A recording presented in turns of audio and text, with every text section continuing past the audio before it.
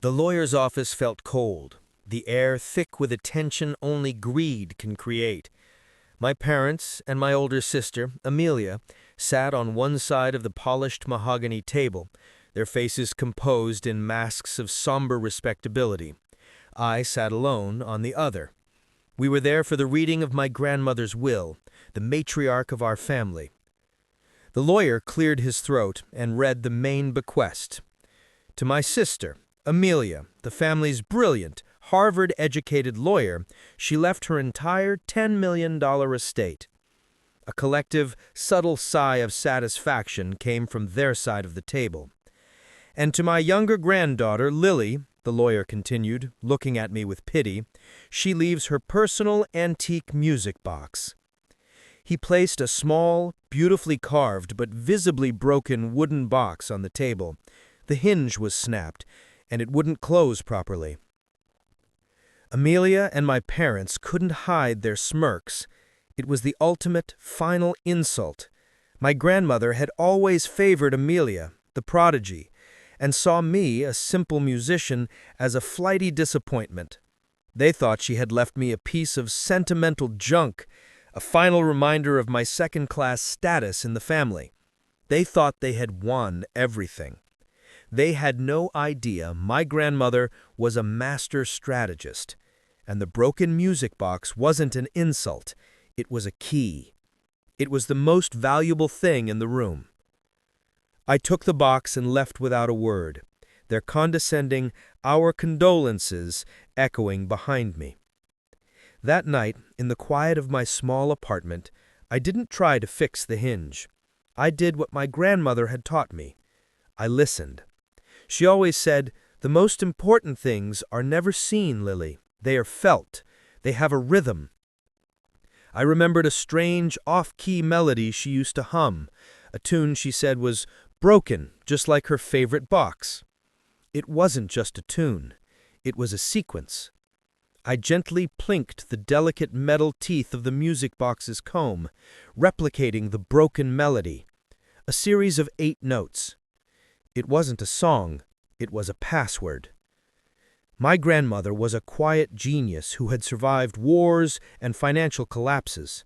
She didn't trust banks, and she didn't trust her own daughter's greedy family. I went to the one place she loved more than anything, her old dusty stall at the city's antique market. Tucked away at the back, behind a false wall I had helped her build as a child, was an old heavy safe. I entered the 8-note broken melody into the safe's custom-built keypad. The heavy doors swung open. Inside was not cash. It was a series of bearer bonds and certificates for physical gold bullion, untraceable assets purchased over 50 years, along with a single handwritten letter. "My dearest Lily," it read, "your sister knows how to read a contract.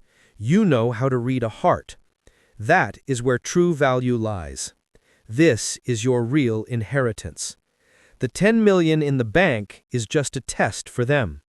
I trust you will know what to do." The total value of the contents was nearly $20 million. My family, meanwhile, had begun their descent.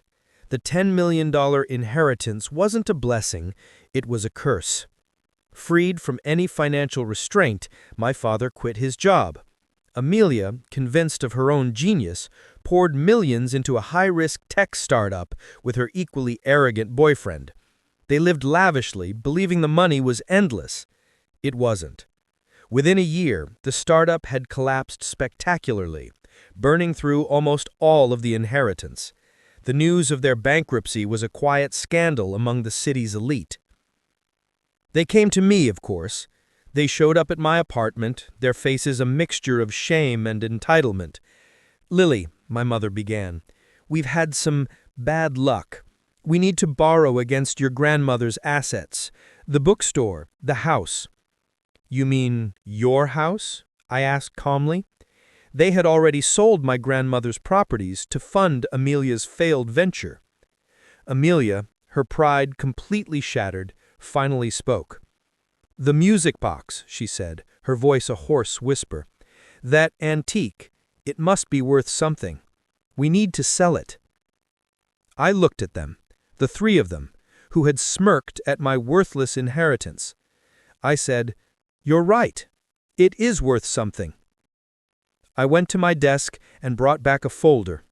I laid out the certified appraisal for the bearer bonds and the gold bullion. I let them stare at the final, staggering number. Their faces went from desperate to a ghostly, horrified white. They understood. The 10 million they had lost was just the bait. The real fortune had been sitting here all along, unlocked by a broken melody. "My grandmother left you a test," I said, my voice no longer gentle. "She wanted to see if you would be responsible, if you would be a family. You failed. This," I said, gesturing to the appraisal, "was my inheritance, and you will not touch a single penny of it." I opened the door. "I believe you know the way out." They had come to me as a last resort, expecting to pick the last scraps from the table of the granddaughter they had scorned. Instead, they found out she owned the entire feast all along, and they were no longer invited.